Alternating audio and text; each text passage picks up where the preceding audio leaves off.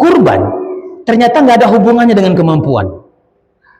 Haji baru bagi yang mampu. Kurban ini ternyata bagi yang mau. Assalamualaikum warahmatullahi wabarakatuh.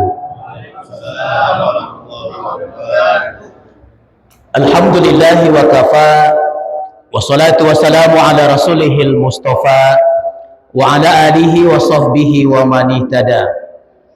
Asyhadu an la ilaha illallah wahdahu la syarika lah wa asyhadu anna Muhammadan abduhu wa rasuluh la nabiyya ba'dah. Allahumma sholli ala sayyidina Muhammad wa ala alihi wa sahbihi ajma'in, amma ba'd. Bersyukur kita kepada Allah dengan memperbanyak mengucapkan alhamdulillahi rabbil alamin. Berselawat kita kepada Rasulullah dengan memperbanyak ucapan Allahumma sholli ala sayyidina Muhammad wa ala ali sayyidina Muhammad. Pak Kecik yang kami hormati, mohon maaf kenapa ke Pak Kecik, di Aceh ini pimpinan tertinggi gubernur. Tapi karena gubernur tinggal di Banda Aceh, berarti gubernur masih di bawah wali kota Banda Aceh. Karena gubernur tinggalnya di Kecamatan Baitur Rahman, ternyata masih dalam otoritas Camat Baitur Rahman. Tinggalnya di Kampung Peniti, ternyata warga Peniti masih di bawah Kecik lagi juga. Nah, berarti makanya Pak Kecik duluan yang saya hormati. Ada Tengku Imum, ada Tengku Mukim juga nih. Nah ini pokoknya kalau yang viral, inilah dia orangnya nih. Kalau nggak ada yang seperti ini emang nggak seru. Memang harus ada yang seperti ini. Kalau semuanya kayak Sayyidina Utsman, wah nggak itu. Tapi kalau kayak Sayyidina Umar, enak juga sekali-sekali ada. Jangankan manusia, setan pun takut. Kan itu. Bapak Kadis Syariat Islam Kota Banda Aceh beserta seluruh jajaran para dai dan daiyah, Bapak Ibu, guru-guru kami, warga masyarakat Alunaga yang insya Allah calon penghuni surga semua nantinya. Ini kita sudah di akhir-akhir Zulqa'dah. Senin sudah mulai masuk Zulhijjah. Kita setiap hari ribut itu cuma 3 bulan. Yang pertama bulan Ramadan, yang kedua bulan Syawal, yang ketiga bulan Zulhijjah. Untuk menentukan tanggal 1 Ramadan kan ribut terus itu kita. Menentukan 1 Syawal juga begitu, 1 Zulhijjah juga sama. Kalau Muharram ada nggak orang ribut semuanya? Nggak ada. Ada nggak di bulan Safar nanti penentuannya kita tengok dulu bulannya sama nggak itu? Nggak ada. Tapi kalau 3 bulan ini pasti itu. Karena nanti berhubungan Ramadan dengan 1 Ramadannya, makanya tidak usah heran kalau tiap tahun kita selalu berbeda. Di Alunaga berapa kelompok puasa kemarin? Oh 1, karena kita di Aceh ini ada 4 kelompok Pak Kecik. Kelompok pertama itu yang di Nagan Raya, dia hari Selasa udah mulai puasa. Kelompok kedua yang ikut Muhammadiyah, Rabu mulai puasa. Kelompok ketiga yang ikut pemerintah, Kamis baru mulai puasa. Kelompok keempat nggak tahu kapan, tiba-tiba hari raya dia udah nggak ada puasa sama sekali. Apa kata mereka? Puasa anak puasa yang penting raya deh. Ini kelompok keempat ini ternyata jumlahnya bukan sedikit. Kalau di kampung, kalau kita nggak bisa bilang setengah itu, karena dikatakan di Indonesia ini lebih 50% orang Islam nggak puasa. Nah, itu mungkin di Indonesia, di Aceh nggak sampai 50% lah. Berapa Pak? Mungkin 60 ada, lebih banyak. Nah kita sudah di akhir Zulqa'dah. Sebentar lagi kita masuk Zulhijjah nih. Dimana di bulan Zulhijjah ini ada ibadah yang namanya ibadah haji. Orang semuanya berangkat menjadi tamu Allah ke sana. Dan kita yang tidak bisa berangkat haji, kita ternyata juga bisa haji. Kapan? Waktu sholat Jumat. Nah, jadi haji-hajinya orang-orang yang tidak berangkat haji adalah hari Jumat. Jumat pun nggak sembahyang. Di kafe dikejar-kejar sama Tengku Mukim lagi masih ada. Kalau nggak dikejar mungkin nggak sembahyang juga dia. Tapi karena dikejar terpaksa juga dia sembahyang. Ternyata waktu lari nggak sembahyang juga ke masjid rupanya. Lari tempat lain lagi. Artinya apa? Udah dapat kesempatan bisa haji di tanah air, tapi juga dia tidak melakukannya. Nah inilah kalau seandainya orang tidak mau. Bukan karena dia tidak mampu, dia mampu, tapi dia nggak mau. Nah kemudian kita juga ada ibadah namanya kurban. Kurban ternyata nggak ada hubungannya dengan kemampuan. Haji baru bagi yang mampu. Kurban ini ternyata bagi yang mau. Bukan karena yang mampu. 10% cuma orang yang mampu. Contoh, di Alunaga ini ada orang berkurban. Coba tengok daftar orang-orang yang berkurban. Apakah orang paling kaya di Alunaga semua? Enggak. Di kampung kita ada daftar-daftar para perkurban. Apakah semua yang tercatat itu orang-orang paling kaya di kampung? Bukan. Artinya apa? Ternyata kekayaan tidak menjamin orang bisa berkurban. Kemampuan tidak bisa menjamin orang itu akan menjadi pekurban. Tapi yang bisa menjaminnya adalah kemauan. Yang kedua, pengetahuan mereka tentang kurban tidak menjamin mereka juga bisa berkurban.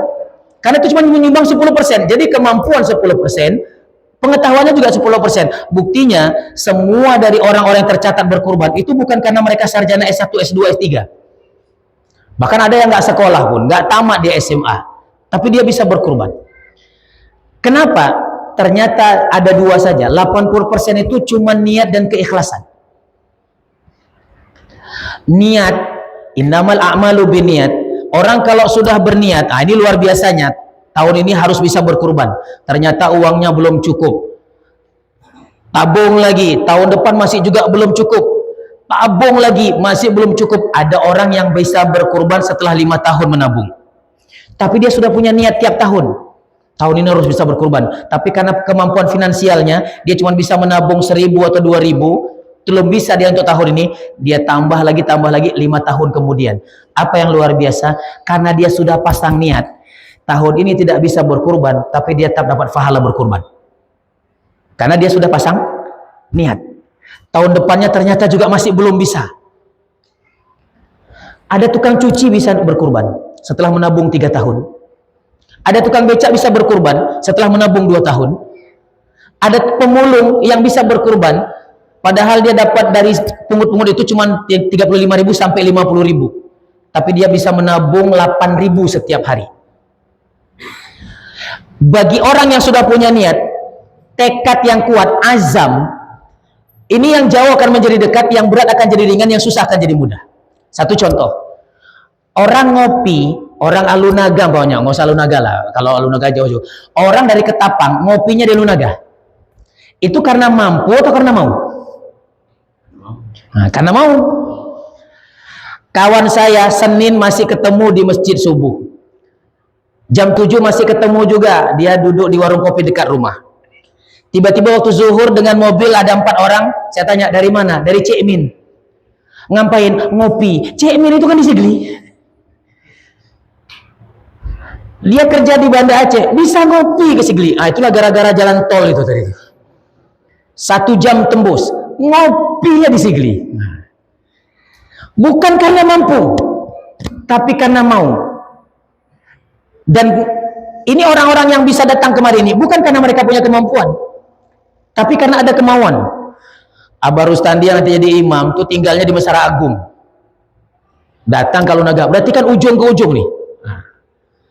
Kalau Tengku Kasim dekat lah, Lambugu, ya kan, lompat ke sungai nyebrang sampai kemari. Tapi bisa juga. Jadi bukan karena mampu, tapi karena mau. Makanya ada ungkapan manjada wajada, ya kan? Siapa yang mau pasti bisa. Di mana ada kemauan pasti di situ ada jalan. Bagi orang yang mau semua akan jadi jalan, tapi bagi orang yang malas semuanya jadi alasan. Kenapa dia tidak bisa berkurban? Ternyata satu, karena dia tidak ada niat, tidak ada kemauan. Nanti kita bicara kenapa bukan karena kemampuan. Yang kedua karena keikhlasan.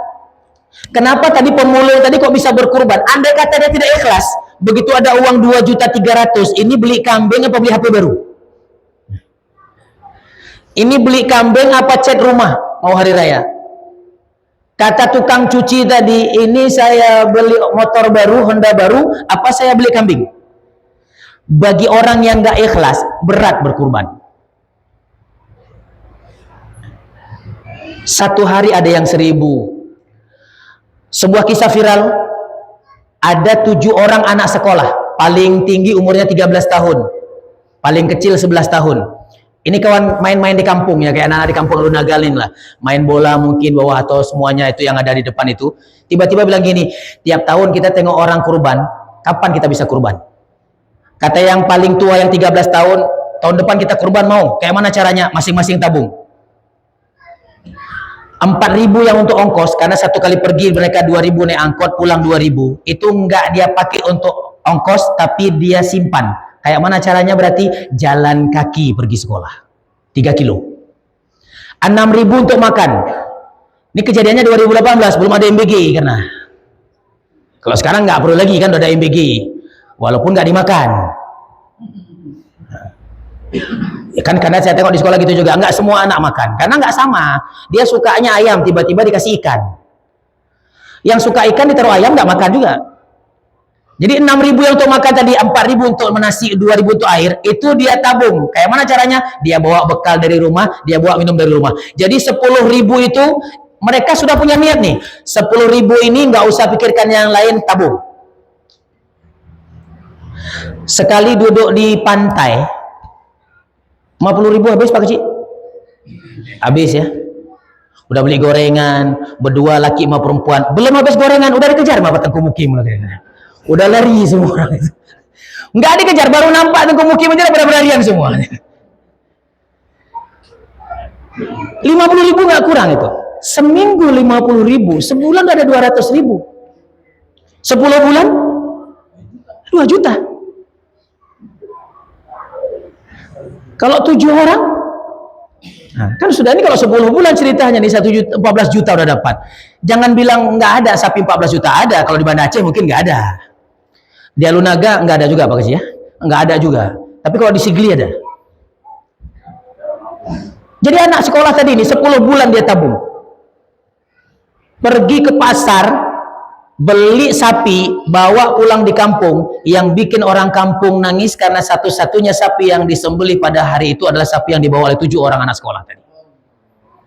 Dan sampai hari ini mereka tetap berkurban. Berarti ini kalau sekarang, dulu 11 tahun, 7 tahun yang lalu, berarti hari ini usia mereka 18 tahun. Ini betul-betul generasi emas. Kalau yang cewekan itu kan generasi cemas, gitu kan? Karena mengkhawatirkan mereka itu. Kok bisa 7 tahun mereka masih tak berkorban? Kok bisa pemulung? Kok bisa tukang cuci? Kok bisa tukang beca? Kok bisa yang namanya pekerjaannya cuma penyapu jalan, tapi mereka bisa berkorban? Nah, yang pertama tadi, karena mereka menyadari betul yang namanya inna a'toina kal kausar. Sesungguhnya kami telah memberikan kepadamu nikmat yang sangat banyak. Kalau bicara nikmat, kata Buya Hamka, andaikan diciptakan sebuah komputer yang paling canggih, lalu komputer itu dipakai untuk menghitung semua nikmat Allah yang sudah Allah berikan kepada kita dari mulai dalam kandungan ibu sampai hari ini, bukan sampai mati, sampai hari ini, sampai malam ini, ternyata komputer itu sudah rusak, datanya sudah penuh, nikmat Allah belum habis dihitung. Didatangkan lagi 10 komputer yang lebih canggih lagi, yang bisa menampung data lebih banyak, yang bisa menyimpan data lebih besar. Komputernya sudah rusak, datanya sudah penuh, nikmat Allah masih belum habis. Makanya wajar Allah mengulang sampai 31 kali.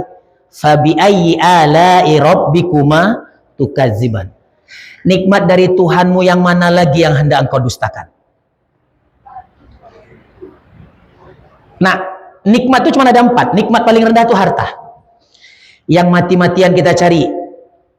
Kalau perlu tipu-tipu, kalau perlu curang-curang, kalau perlu dengan yang haram dia cari. Ternyata itu nikmat paling rendah. Kalau mau jadi levelnya naik tertinggi, keluarkan di jalan Allah. Oh, sedekah itu bagus. Ada orang mati minta dikasih hidup, ternyata dia bukan kepingin sholat berjamaah, bukan kepingin baca Quran sampai khatam, bukan kepingin pergi haji dan umroh, tapi kepingin bisa bersedekah. Tapi ketika dengan pelaksanaan kurban lebih afdol daripada sedekah. Karena sedekah bisa di luar bulan lain, tapi kalau kurban kan nggak mungkin di bulan Muharram. Kurban nggak mungkin di bulan Safar. Kurban nggak mungkin nanti kita ambil di bulan Syawal. Tapi kalau sedekah bisa. Jadi kalau hari ini yang paling utama ini adalah kurban. Nah, nikmat tadi nih, yang bisa kita simpan tadi 1.000 lah cuman. Nggak mungkin 1.000 Ustaz. Kami bukan orang mampu. Kehidupan kami pas-pasan. Oke lah. Orang Aceh kayaknya ngopi satu hari minimal 2 kali. Pagi sekali, sore sekali. Tapi orang Lunaga berapa kali Pak Kecik? 4 kali malah kan. Ini saya bilang yang ambil yang sedikit aja, 2 kali cuman, pagi dengan malam. Udah 1 kali aja ngopi, pagi aja. Yang bayar ini. Oh kalau malam, tunggu ada Pak Kecil, kalau ada Pak Kecil ikut. Tunggu ada Pak Mukim ikut pokoknya. Kalau ada Pak Kadis ikut juga. Kalau enggak ngopi-ngopi. Ada juga orang ngopi itu tunggu dia aja. Kalau enggak ada yang ngajak nggak ngopi dia. Ataupun kalau ngopi sekali ngopi 5.000, udahlah hari ini ngopinya cuma 2.000 aja. Pancung aja. Enggak dapat 3.000, ada 3.000 enggak jadi 5.000. Yang 2.000 tabung. Ini kalau tadi punya tekad, tadi punya niat. Jangan bilang nggak bisa dulu. Niat kita kuat nggak?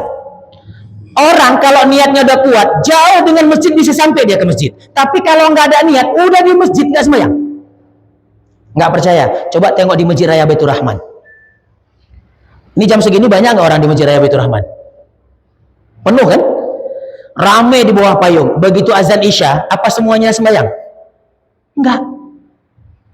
Yang duduk diuber-uber dengan satpam, sampai pernah satpam katanya, "Bang, nggak dikejar tuh. Kalau Ustadz udah capek kita kejar, kita udah capek ngomong, dia open pun nggak. Daripada saya emosi, biarin aja lah." Urusan dia. Yang lucunya di situ gabung bapaknya, mamanya, nenek, sama kakeknya juga ada, sama cucu-cucunya, nggak sembahyang. Itu udah sampai di masjid. Kenapa? Nggak ada kemauan, nggak ada tekad. 1.000. Dari kopi kita bisa nabung 1.000. Saya iseng-iseng ketika tadi siang belanja di sebuah supermarket, saya tanya, rokok paling murah apa? Sampurna hijau. Berapa harganya? 18.000. Kalau gudang garam atau jarum itu 25.000 paling murah.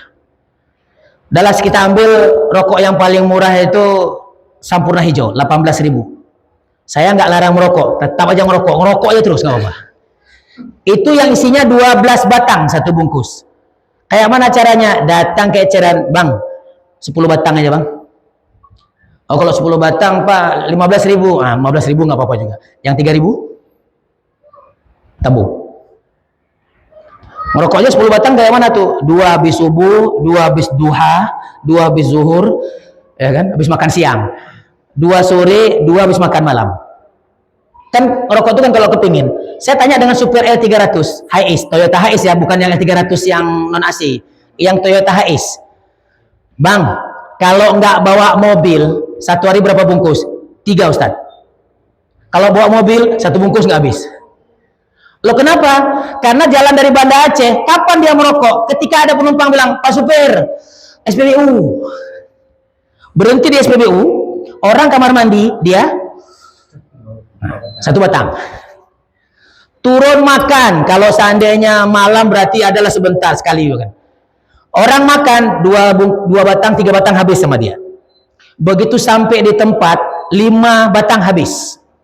Udah 9, udah tuh dia tidur. Kapan dia bangun lagi? Udah mau berat maghrib itu baru dia bangun. Kalau enggak cukup tidur dia. Baru dia merokok lagi. Jadi dia bilang, kalau seandainya dia bawa mobil, itu berarti cuma 1 bungkus 1 hari. Tapi kalau nggak bawa mobil, 3 bungkus. Kalau 1 bungkusnya 25.000, itu yang paling murah, yang isinya 12 batang. Ini kenapa kita ngomongin rokok ya? Artinya apa? Tetap merokok. Dari 12, 10 yang diisap, 2 batang yang 3.000. Karena kalau 18.000 bagi 12, berarti 1 batangnya itu 1.500. 2 batang rokok 3.000. 1 hari 3.000 kita tabung, 1 tahun nggak mungkin kita bisa berkurban. Tapi kalau 2 tahun dapat. Tapi kurbannya jangan di Alunaga, di NTT. Di NTT 1 orang, 1 snif kalau dari sapi 7 orang itu 1.800.000 di NTT. Kalau 1 hari 3.000, berarti 1 bulan adalah kita bilang 900.000. 2 tahun berarti dapat 1.800.000. Bisa kurban tapi di NTT. Kalau di Alunaga nggak dapat 1.800.000. Dapat tapi kambing kacang, Pak Kecil ya.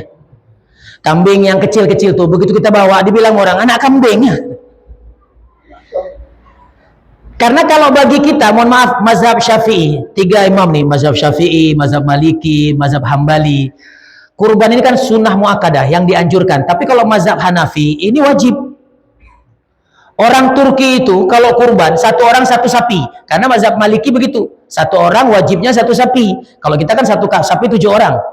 Makanya di awal-awal tsunami itu kan banyak dulu orang Turki sampai 200 sapi dia bawa ke Aceh. Saya ingat itu waktu di kampung sendiri. Tengoklah Ustadz, orang Turki ini pelit-pelitnya bukan main. Kenapa pelit? Sapinya kecil kali. Itu kami udah tanya, itu 7 juta, 8 juta itu 1 ekor. Coba tengok sapi kita, 17 juta, besar. Iya, sapi kita 17 juta, itu 7 orang. Nanti hari kiamat 7 orang naik di situ.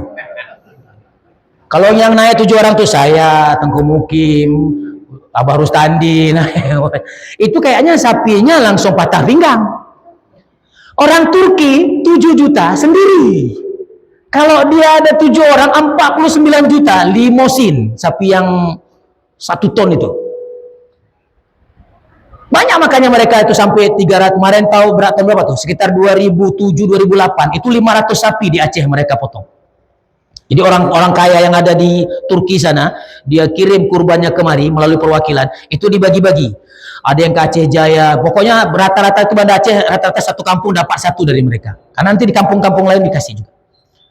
Nah ini mazhab mereka. Nah kalau kita lihat, ini keinginan kita loh. 1 tahun 1 kambing kayaknya kita masih kalah. Bagaimana Nabiullah Ibrahim ketika Nabi Ismail nggak jadi disembelih dan diganti dengan kibas, tahun berikutnya beliau menyembelih hewan kurban 1000 ekor kambing, 300 ekor sapi, dan 100 ekor unta. Saya ulangi balik, karena artikulasi hari ini bermasalah nih, nggak pas artikulasi nanti kurang 5 saya nanti jadinya. Ini soalnya guru-guru besar semua nih. 1000 kambing berarti 1000 orang kalau kita di sini. Kalau kita pribadi butuh 1000 tahun baru kita bisa selesai. Oh saya di rumah ada 4 orang. Berarti kalau untuk bisa dapat 1000, 250 tahun saya bisa berkurban. Kalau 1 orang 1 kambing. Ada 300 ekor sapi. Kalau 1 sapi 7 orang, berarti 2100. Ada 100 ekor unta. Itu Nabiullah Ibrahim sembelih hewan kurbannya karena rasa syukurnya anaknya tidak jadi disembelih. Inilah ketika kita menganggap anak ini adalah nikmat terindah. Apapun kita berikan untuk anak. Tapi ingat, Nabi Ibrahim ini dari hewan ternaknya sendiri. Nabi Ibrahim ini punya 20.000 ekor kambing. Punya 10.000 ekor sapi. Nggak tanggung-tanggung, memang orang kaya. Makanya dulu ketika beliau lagi sembelih, orang datang minta kambing, coba baca kalimat thayyibah, subhanallah walhamdulillah wala ilaha illallah wallahu akbar, kasih 1 kambing. Siapapun yang datang sebutkan itu aja, kasih 1 kambing. Sehingga dikatakan, waduh engkau ini memang betul-betul dermawan. Saya jangankan kambing, anak pun saya sembelih. Itu karena belum punya. Sama kayak anggota dewan belum jadi, apapun dia janjikan, ya gitu. Kalau udah jadi, waktu belum jadi kesehatan gratis, ternyata sekarang dicabut. Apa boleh buat lah. Saya iseng-iseng tengok lah di data, desil 8+, wah imbang dengan Pak Kadi saya. Orang kaya, desil 8+. Makanya kalau nggak kurban kan malu. Masa desil 8+ nggak kurban? Pemulung yang desil 1 aja bisa berkurban. Ketika apa? Ada kemauan. Makanya kemauan ini penting. Ini saya jangan lewat nih. Udah Isya ya? Masih lama? Oh, nggak, pokoknya kalau bilang belum aja, lanjut ya. Nah, kembali lagi. Ketika ada kemauan. Makanya Bapak Ibu jamaah dimuliakan Allah Subhanahu wa taala. Hari ini kenapa kita nggak pernah mampu? Karena Allah tergantung bagaimana prasangka hambanya. Kalau udah kurban selalu bilang, Pak Kecil, kali ini saya nggak kurban ya. Kenapa? Nggak ada duit. Itulah orang kita. Minta sama Allah, ya Allah, kasih saya kaya, biar saya bisa sedekah, saya bisa kurban, saya pergi haji. Waktu minta sama Allah kaya, minta sama Pak Kecil surat miskin. Banyak Pak Kecil kan yang minta surat miskin kan?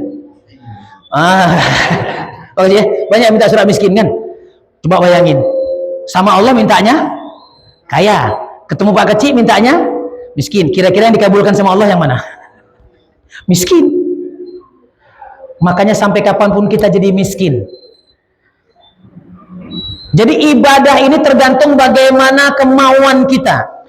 Orang kalau seandainya mau duduk dia baca Quran sampai khatam dapat. Orang bisa baca Quran 1 hari 1 juz bukan karena mereka mampu, tapi karena mau. Sudah bunyi titit itu. Titit sekali itu berarti hati-hati. Ini ibaratnya lampu kuning. Udah 2 kali kan? Ini udah habis. Saya tadi berharap habis Pak Kadis ngomong, maunya Pak Kecil ngomong juga. Saya tinggal kultum aja.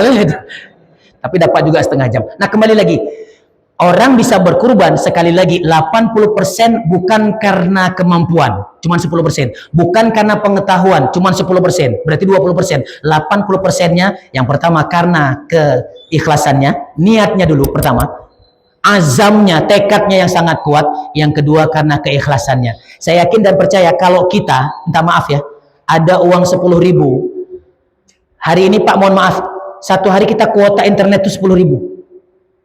Apalagi ibu-ibu yang nonton drakor sama dracin itu, drama Cina, 10 episode. Dia nonton cerita ini orang miskin yang menyamar, rupanya aslinya CEO. Itu habis itu 10.000 satu hari. Udahlah, masih tak nonton drakor tadi, jangan 10 episode, 8 episode aja. Berarti cuma habis 8.000, 2.000-nya tabung. Jadi jangan bilang nggak mampu. Lain kalau seandainya pegawai, umpamanya, oh ini saya belum berkurban ini. Ini pegawai-pegawai ini begitu keluar tukinnya langsung bisa kurban. Cuma masalahnya ikhlas nggak keluarkan 2.800.000 terima tukin tadi? Belum tentu. Makanya bicara ikhlas tidak semua orang mampu. Bicara niat semua kita pasti. Saya insya Allah bisa berkurban, tapi nggak pernah nabung. Saya insya Allah bisa sholat subuh berjamaah, tapi nggak pernah datang sampai ke masjid. Tapi bagi orang yang mau, insya Allah bisa. Ini kayaknya udah lama tuh. Mudah-mudahan ada manfaatnya. Hadanallahu wa iyyakum ajma'in. Assalamualaikum warahmatullahi wabarakatuh.